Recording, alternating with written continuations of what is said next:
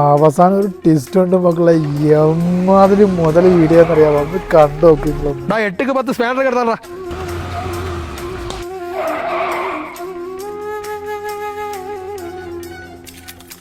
അജയ് ഘോഷ് പഴയ ക്ലാസ്. സുഹൈലേ, നീ എന്താടാ ഈ വേഷത്തില്? നീ എന്താടാ ടോണി ചാന്റെ വേഷത്തില്? എന്നാലും നീ എങ്ങനെയാടാ ഇങ്ങനൊരു സ്ഥലത്ത് വന്ന് പെട്ടെ? നമ്മൾ സ്കൂളിൽ പഠിക്കുമ്പോ ക്ലാസ് ടോപ്പർ. എന്റെ പപ്പാക്കും അമ്മയ്ക്കൊക്കെ എന്ത് കാര്യമായിരുന്നു അറിയോ? നിന്നെ നോക്കി പഠിക്കാൻ അവര് പറഞ്ഞോണ്ടിരുന്നേ. എടാ എനിക്ക് നിന്നൊന്ന് ഹഗ് ചെയ്യണം. വേണ്ട, അഴുക്ക് കൊള്ളു. അജയ് ഘോഷ്, ഞാൻ ഹഗ് ചെയ്യും. വേണ്ട ടോണി ചേ. സുഹൈൽ, കൂട്ടുകാരനെ മറന്നില്ല കേട്ടോ. അത്ര ഇനി ഒരു സെറ്റപ്പിൽ നിമിഷം നീ എത്തിയിട്ട്. ഇവിടെ നിൽക്കരുത്. നീ ഇങ്ങനെ ജീവിക്കേണ്ട ആളല്ല. നീ എന്റെ കൂടെ വരണം. മുതലാളി മുതലാളിയൊക്കെ ഞാൻ ഡീൽ ചെയ്തോളാം. I will deal it. You get in the car. ഇവിടെ അല്ല, അവിടെ. ഓക്കെ. ഉടുപ്പിട്ടോണ്ട് കയറ്.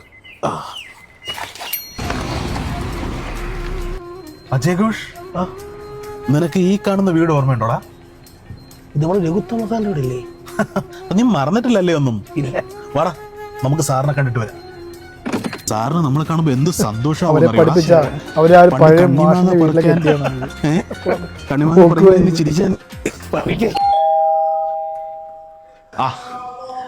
ഉത്തമ മാഷില്ലേ?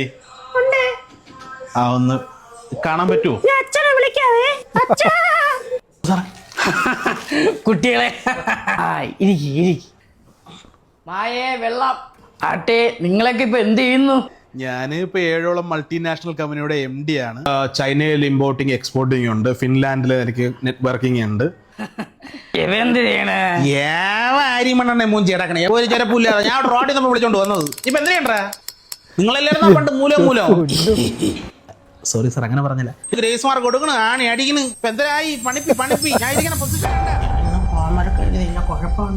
പൊന്നടിയാ. ഒരു കുഴപ്പമില്ലടാ ഹോംവർക്ക് വെക്കാനുള്ളതൊക്കെ കൊണ്ട് വെക്കി. സാറേ, ഞാൻ എഴുതി, ഇവനും എഴുതി. സാറേ, സുഹൈൽ മുഹമ്മദ് ഹോംവർക്ക് എഴുതിയില്ല.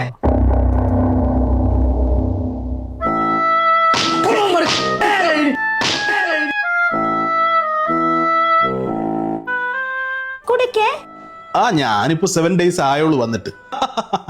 നമ്മളങ്ങോട്ട് സാറിന്റെ അനുഗ്രഹം എപ്പോഴും ഉണ്ടാവും. ഈ ഒരു ദിവസത്തിന് വേണ്ടി നമുക്ക് കാത്തിരുന്ന് ഇത്രയും വർഷം. പണിക്കും പോടാ, കണ്ട് പടിയാണ്. എന്റെ ജോലി ഏത് ജോലി? അപ്പൊ എന്റെ പെങ്ങളെ കല്യാണം കഴിഞ്ഞു. അവള് ചാടി പൊക്കോളും. എന്റെ വർഷാപ്പ് അവിടെ കാണാം. പണിക്കുവോ?